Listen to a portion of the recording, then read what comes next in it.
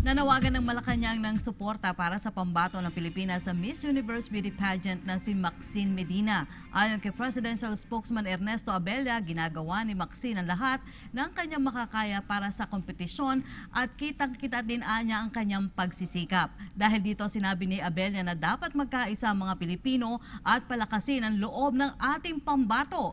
Proud ang palasyo kay Maxine na ipakitaan niya ang kagandahan at dangal ng isang Pilipino. Samantala sinabi ni Abella na isang karangalan ang para sa Pilipinas ang muling pag-host ng Miss Universe Beauty Pageant.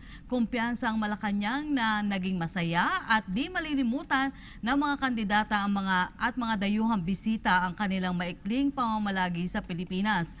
Inanyayahan ni Abella ang mga kandidata at mga dayuhang delegado ng Miss Universe na bumalik sa Pilipinas at mag-aya pa ng mga kaibigan para tuklasin ang ganda ng Pilipinas.